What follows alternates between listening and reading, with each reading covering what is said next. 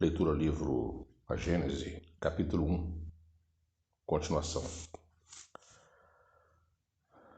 As comunicações deste gênero nada têm de estranho para quem conhece os fenômenos espíritas e a maneira pela qual se estabelecem as relações entre os encarnados e os desencarnados.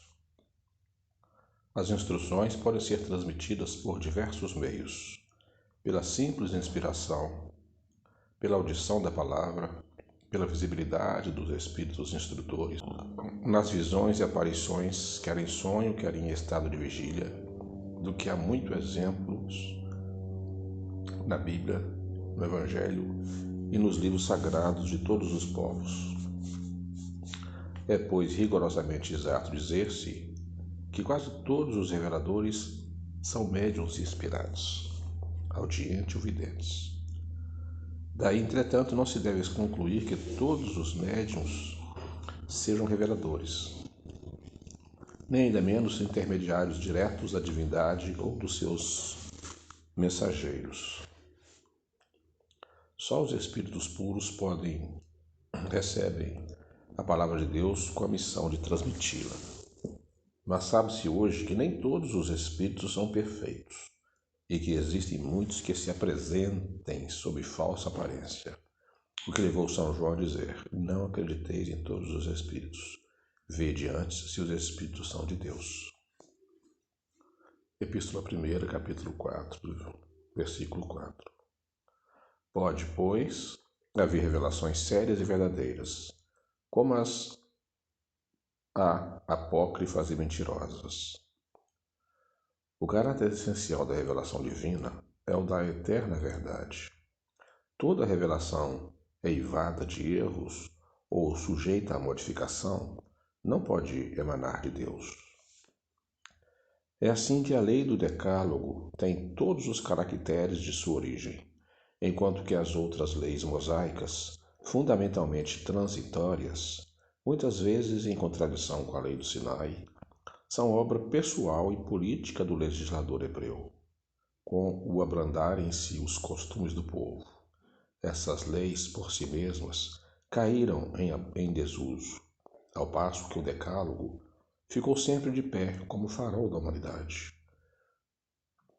O Cristo fez dele a base do seu edifício, abolindo as outras leis. Se estas fossem obra de Deus, seriam conservadas intactas.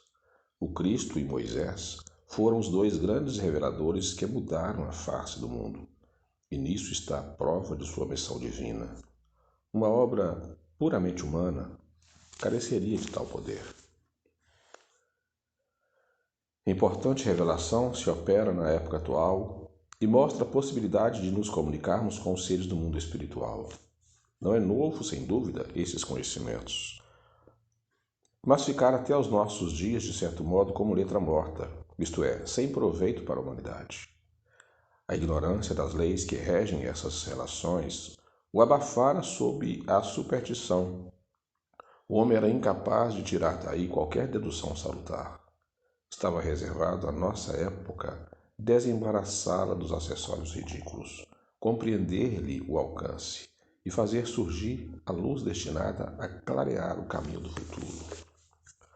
O Espiritismo, dando-nos a conhecer o mundo invisível que nos cerca e no meio do qual vivamos sem o suspeitarmos, assim como as leis que o regem, suas relações com o mundo visível, a natureza e o estado dos seres que o habitam, e, por conseguinte, o destino do homem depois da morte.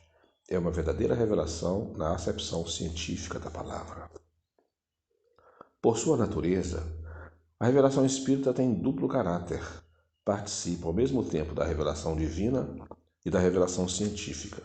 Participa da primeira porque foi providencial o seu aparecimento, e não o resultado da iniciativa, nem de um desígnio premeditado do homem. Porque os pontos fundamentais da doutrina provêm do ensino que deram os espíritos, encarregados por Deus de esclarecer os homens acerca de coisas que eles ignoravam, que não podiam aprender por si mesmos e que lhes importa conhecer hoje, que estão aptos a compreendê-las. Participa da segunda por não ser esse ensino privilégio de indivíduo algum, mas ministrado a todos do mesmo modo.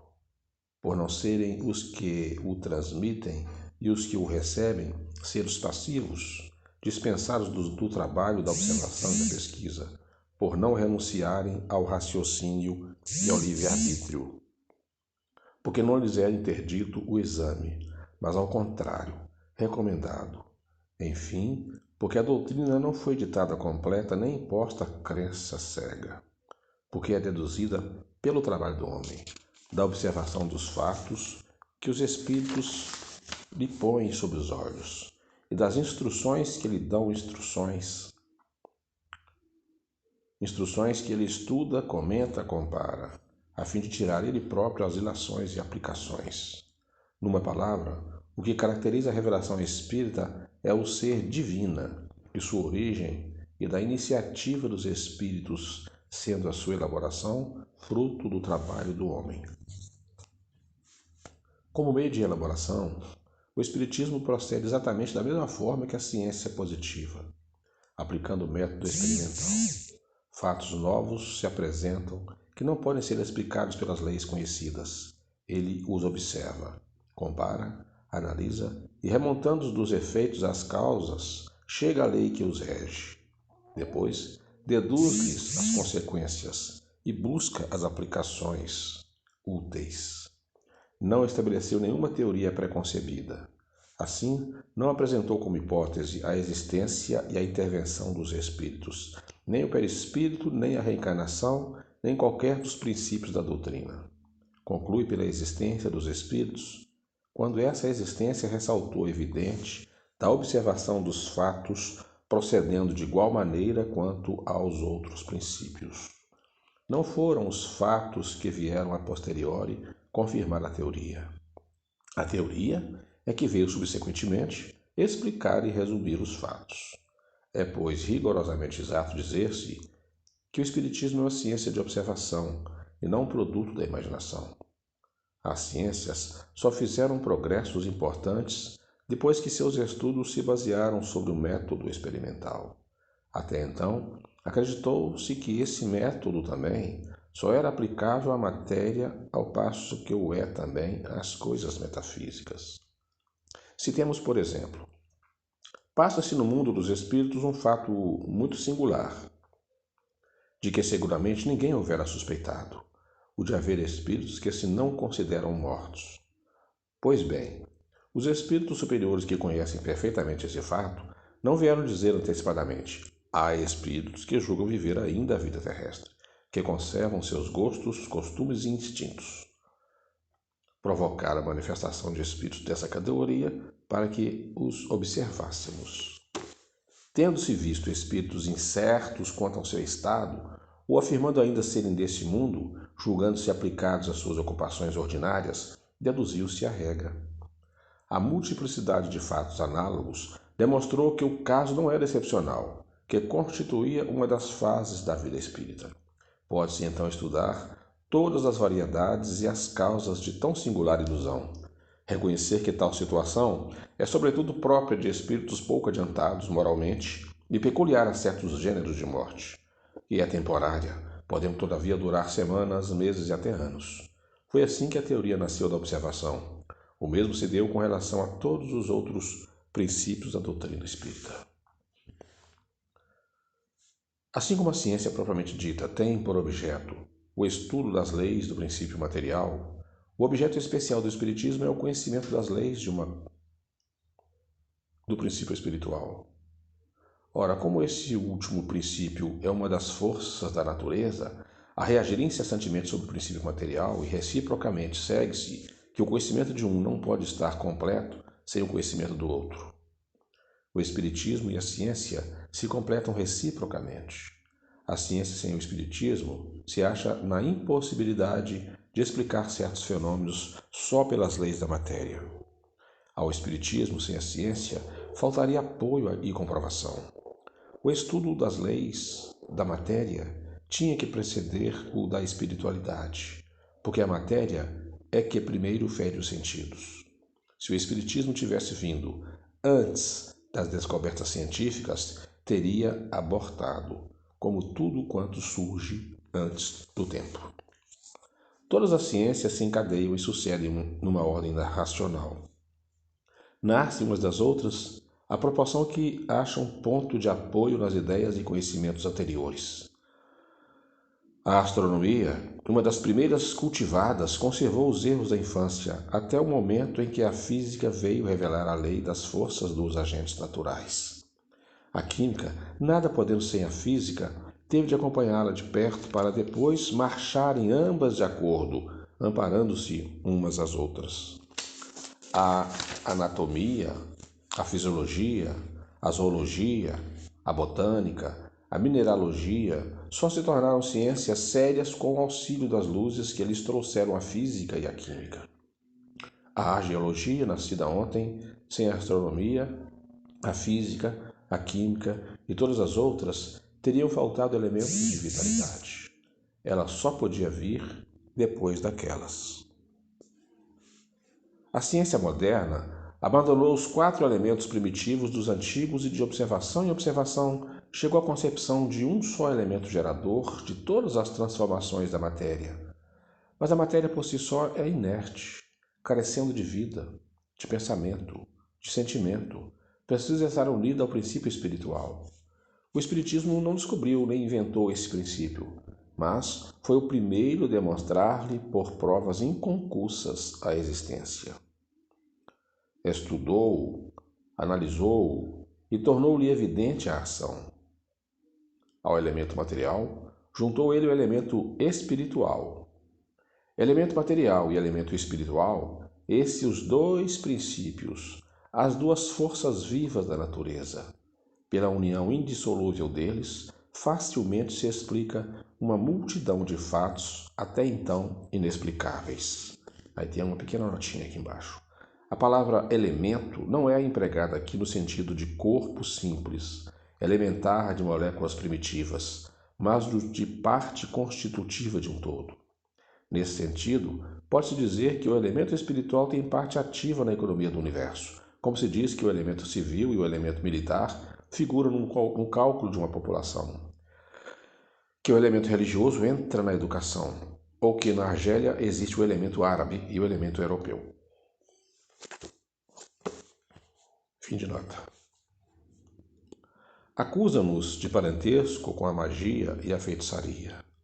Porém, esquece que a astronomia tem por irmã mais velha a astrologia judiciária, ainda não muito distante de nós. Que a química é filha da alquimia, com a qual nenhum homem insensato ousaria hoje ocupar-se. Ninguém nega, entretanto, que na astrologia e na alquimia estivesse o germen das verdades, de que saíram as ciências atuais. Apesar das suas ridículas fórmulas, a alquimia encaminhou a descoberta dos corpos simples e da lei das afinidades. A astrologia se apoiava na posição e no movimento dos astros que ela estudara. Mas na ignorância das verdadeiras leis que regem o mecanismo do universo, os astros eram para o vulgo seres misteriosos, os quais a superstição atribuía uma influência moral e um sentido revelador. Quando Galileu, Newton e Kepler tornaram conhecidas essas leis, quando o telescópio rasgou o véu e mergulhou nas profundezas do espaço, um olhar que algumas criaturas acharam indiscreto, os planetas apareceram como simples mundos semelhantes ao nosso. E todo o castelo do maravilhoso desmoronou. O mesmo se dá com o espiritismo, relativamente à magia e à feitiçaria que se apoiavam também na manifestação dos espíritos, como a astrologia no movimento dos astros. Mas, ignorantes das leis que regem o mundo espiritual, misturavam com essas relações práticas e crenças ridículas com as quais o moderno espiritismo, fruto da experiência e da observação, acabou. Certamente, a distância que separa o espiritismo da magia e da feitiçaria é maior do que a que existe entre a astrologia e a astronomia, a química e a alquimia. Confundi-las é provar que de nenhuma das duas se sabe patavino. O simples fato de poder o homem comunicar-se com os seres do mundo espiritual traz consequências incalculáveis, da mais alta gravidade. É todo um mundo novo que se nos revela e que tem tanto mais importância quanto a ele hão de voltar todos os homens, sem exceção. O conhecimento de tal fato não pode deixar de acarretar, generalizando-se profunda modificação nos costumes, caráter, hábito, como das crenças que tão grande influência exerceu sobre as relações sociais. É uma revolução completa a operar-se nas ideias, revolução tanto maior, tanto mais poderosa quanto não se circunscreve a um povo, nem a uma casta, visto que atinge simultaneamente pelo coração todas as classes, todas as nacionalidades, todos os cultos. Razão há, pois, para que o Espiritismo seja considerado a terceira das grandes revelações. Vejamos em que essas revelações diferem e qual o laço que a liga entre si. Moisés, como profeta, revelou aos homens a existência de um Deus único, um Deus soberano, Senhor e orientador de todas as coisas. Promulgou a lei do Sinai e lançou as bases da verdadeira fé. Como homem, foi o legislador do povo, pelo qual essa primitiva fé, purificando-se, havia de espalhar-se por sobre a terra. O Cristo, tomando da antiga lei o que é eterno e divino, e rejeitando o que era transitório, puramente disciplinar e de concepção humana, acrescentou a revelação da vida futura de que Moisés não falara assim como a das penas e recompensas que aguardam o homem depois da morte. A parte mais importante da revelação do Cristo no sentido de fonte primária, de pedra angular, de toda a sua doutrina é o ponto de vista inteiramente novo sob que considera ele a divindade. Esta já não é o Deus terrível, ciumento, vingativo de Moisés. O Deus cruel e implacável que nega a terra com o sangue humano, que rega a terra com seu sangue humano, que ordena o massacre e o extermínio dos povos, sem excetuar as mulheres, as crianças e os velhos, e que castiga aquele que poupa as vítimas, já não é o Deus injusto que pune o povo inteiro pela falta de seu chefe, que se vinga do culpado na pessoa do inocente, que fere os filhos pela falta dos pais, mas um Deus clemente, soberanamente justo e bom, cheio de mansidão e misericórdia, que perdoa ao pecador arrependido e dá a cada um segundo as suas obras. Já não é um Deus de um único povo privilegiado, o Deus dos exércitos, presidindo aos combates para sustentar a sua própria causa contra o Deus dos outros povos. Mas o Pai comum do gênero humano, que estende a sua proteção por sobre todos os filhos e os chama todos a si. Já não é o Deus que recompensa e pune só pelos bens da terra, que faz consistir a glória e a felicidade da escravidão dos povos rivais e na multiplicidade da progenitura, mas sim um Deus que diz aos homens: a vossa verdadeira pátria não é neste mundo, mas no reino celestial. Lá onde os humildes de coração serão elevados e os orgulhosos serão humilhados. Já não é o Deus que faz da vingança uma virtude e ordem, se retribua por olho, dente por dente, mas o Deus de misericórdia que diz: perdoai as ofensas, se quereis ser perdoados. Fazei o bem em troca do mal. Não façais o que não quereis vos façam. Já não é o Deus mesquinho e meticuloso, que impõe sobre as mais rigorosas penas o modo como quer ser adorado, que se ofende pela inobservância de uma fórmula, mas o Deus grande, que vê o pensamento e que se não honra com a forma. Enfim, já não é o Deus que quer ser temido, mas o Deus que quer ser amado.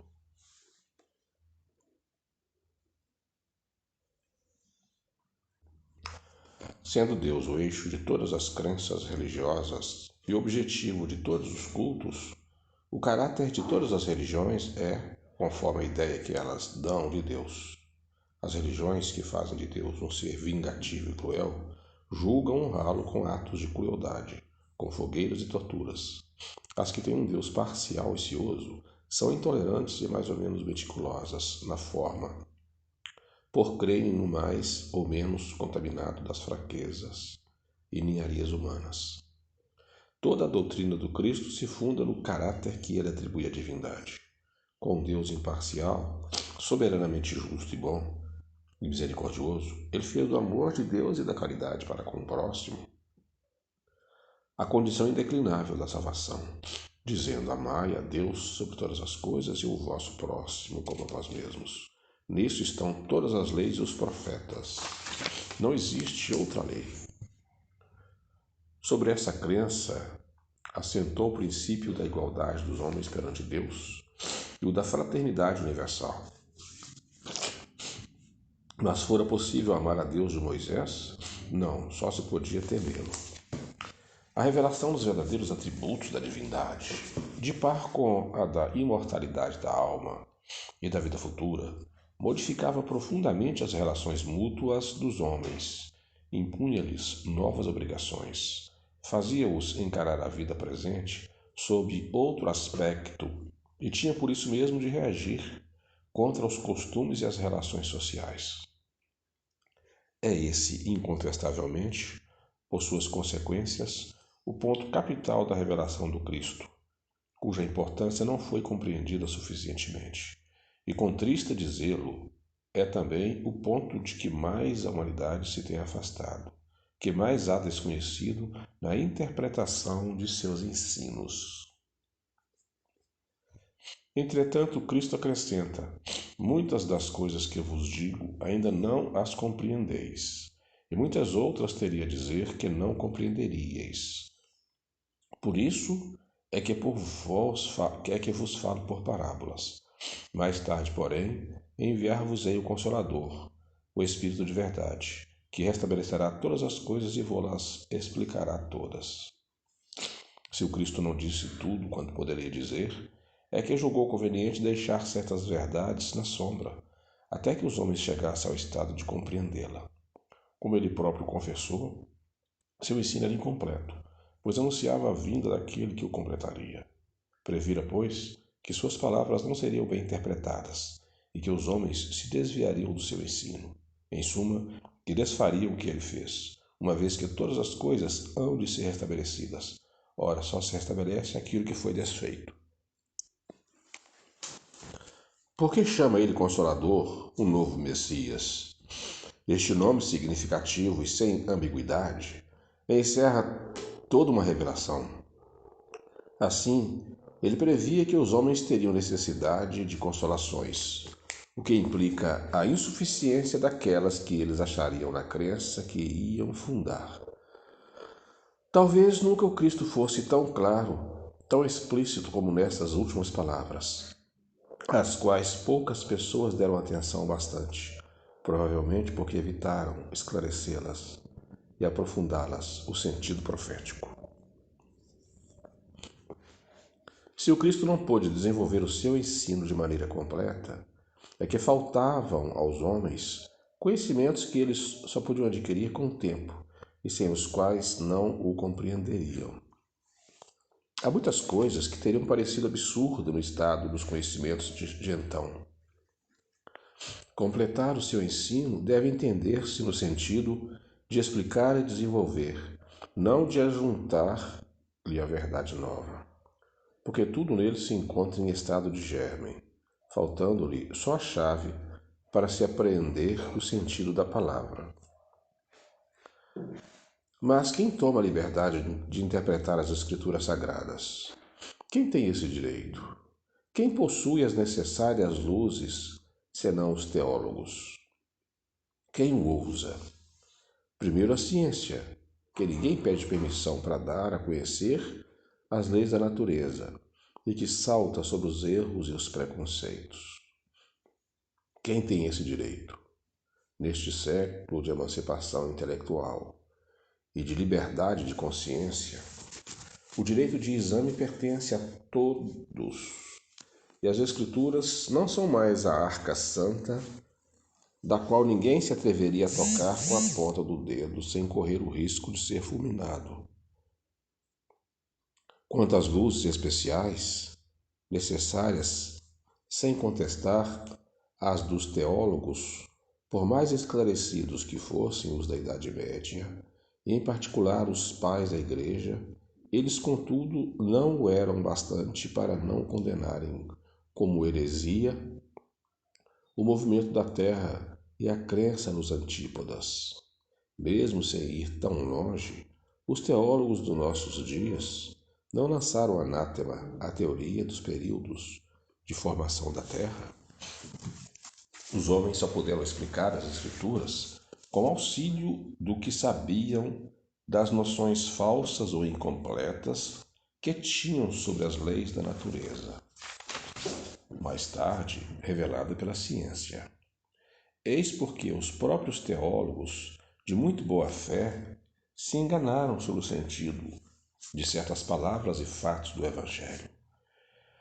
Querendo a todo custo encontrar nele a confirmação de uma ideia preconcebida, giraram sempre no mesmo círculo, sem abandonar o seu ponto de vista, de modo que só viam o que queriam ver.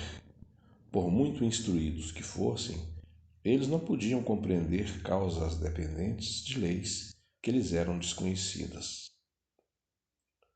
Mas quem julgará das interpretações diversas e muitas vezes contraditórias fora do campo da teologia? O futuro, a lógica e o bom senso. Os homens, cada vez mais esclarecidos, à medida que novos fatos e novas leis se forem revelando, saberão separar da realidade os sistemas utópicos. Ora, as ciências tornam conhecidas algumas leis. O Espiritismo revela outras. Todas são indispensáveis à inteligência dos textos sagrados, de todas as religiões, desde Confúcio e Buda até o cristianismo. Quanto à teologia, essa não poderá judiciosamente alegar contradições da ciência, visto como também ela nem sempre está de acordo consigo mesma. O Espiritismo, partindo das próprias palavras do Cristo, como este partiu das palavras de Moisés, é consequência direta da sua doutrina. A ideia vaga da vida futura acrescenta a revelação da existência do mundo invisível que nos rodeia e povoa o espaço. E com isso, precisa a crença dar-lhe um corpo, uma consistência, uma realidade à ideia. Define-se os laços que unem a alma ao corpo e levanta o véu que ocultava aos homens os mistérios do nascimento e da morte.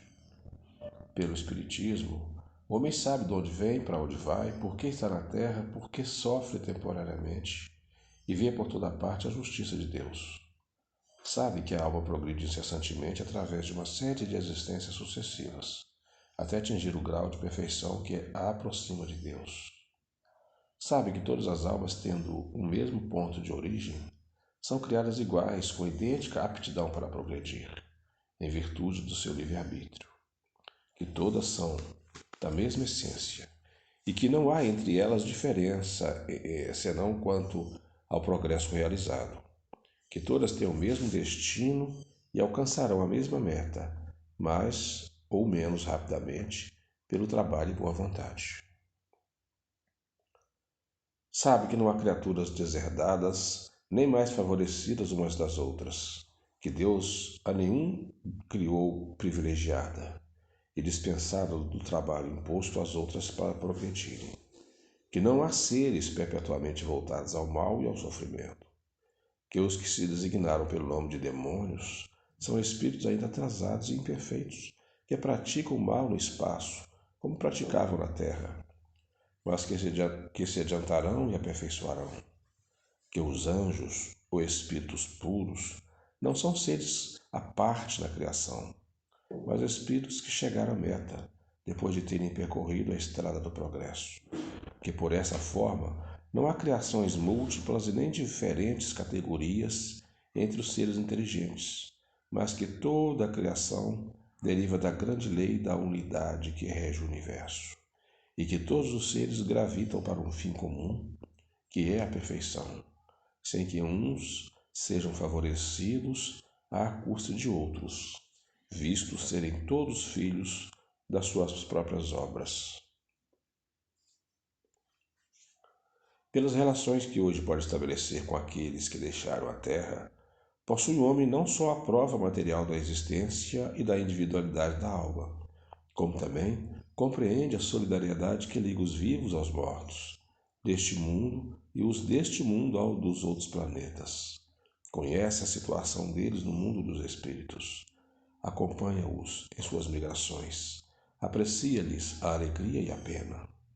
Sabe a razão por que não são felizes ou infelizes, e a sorte que lhes está reservada, conforme o bem ou o mal que fizerem. Essas relações iniciam o homem na vida futura, que ele pode observar em todas as suas fases, em todas as suas peripécias. O futuro já não é uma vaga esperança, é um fato positivo, uma certeza matemática. Desde então, a morte nada mais tem de aterrador, por lhe ser a libertação, a porta da verdadeira vida. Pelo estudo da situação dos espíritos, o homem sabe que a felicidade e a desdita da vida espiritual são inerentes ao grau de perfeição e de imperfeição, que cada qual sofre as consequências diretas e naturais de suas faltas, ou por outra, que é punido no que pecou, que essas consequências duram tanto quanto a causa que as produziu, que por conseguinte, o culpado sofreria eternamente se persistisse no mal, mas que o sofrimento cessa com o arrependimento e a reparação. Ora, como depende de cada um o seu aperfeiçoamento, todos podem, em virtude do livre-arbítrio, prolongar ou abreviar seus sofrimentos, como o doente sofre pelos seus excessos enquanto não lhes põe termo. Se a razão repele como incompatível com a bondade de Deus, a ideia das penas irremissíveis, perpétuas e absolutas, muitas vezes infligidas por uma única falta, a dos suplícios no inferno, que não podem ser minorados, nem sequer pelo arrependimento mais ardente e mais sincero, a mesma razão se inclina diante dessa justiça distributiva e imparcial, que leva tudo em conta, que nunca falha a porta ao arrependimento e estende constantemente a mão ao náufrago, em vez de o empurrar para o abismo. A pluralidade das existências, cujo princípio Cristo estabeleceu no Evangelho, sem todavia defini-lo como há muitos outros, é uma das mais importantes leis reveladas pelo Espiritismo, pois que lhe demonstra a realidade e a necessidade para o progresso.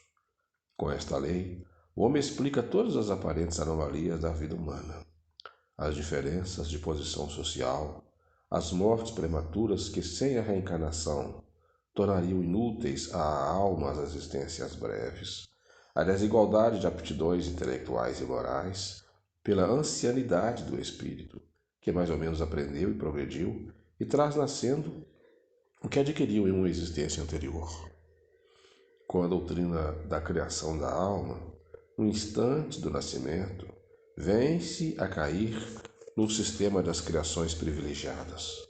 Os homens são estranhos uns aos outros, nada os liga e os laços de família são puramente carnais. Não são de nenhum modo solidários com um passado em que não existiam. Com a doutrina do nada, após a morte, todas as relações cessam com a vida. Os seres humanos não são solidários no futuro.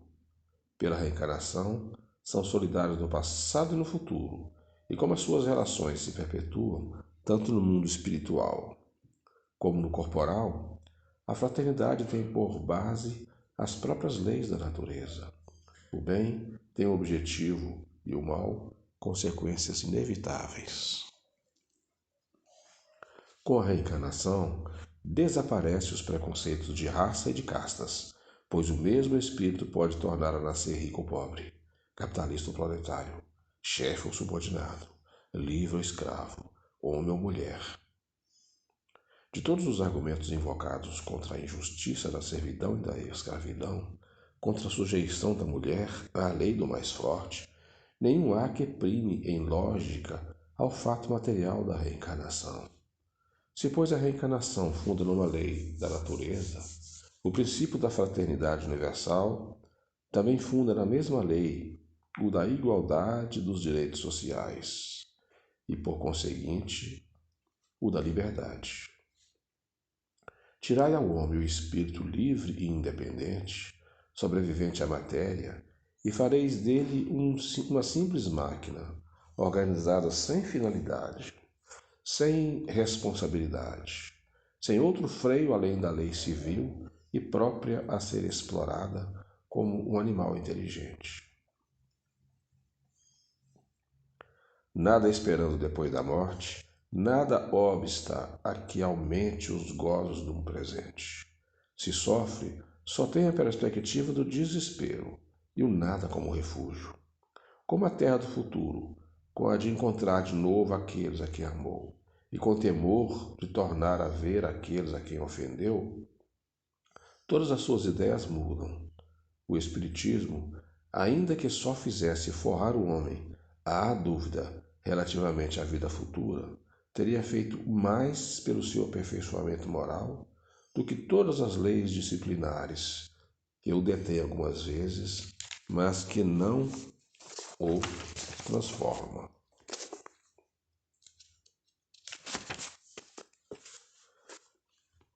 Sem a pré-existência da alma, a doutrina do pecado original não seria somente inconciliável com a justiça de Deus, que tornaria todos os homens responsáveis pela falta de um só.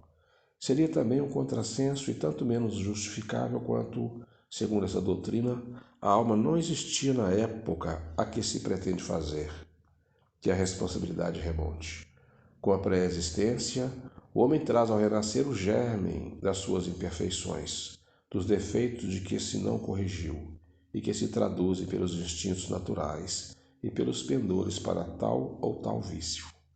É esse o seu verdadeiro pecado original, cujas consequências naturalmente sofre, mas com a diferença capital de que sofre apenas das suas próprias faltas e não as de outrem, e com a outra diferença, ao mesmo tempo consoladora, animadora e soberanamente equitativa, de que cada existência lhe oferece os meios de se redimir pela reparação e de progredir, quer despojando-se de algumas imperfeições, quer adquirindo novo conhecimento, e assim, até que suficientemente purificado, não necessite mais da vida corporal e possa viver exclusivamente a vida espiritual, eterna e bem-aventurada.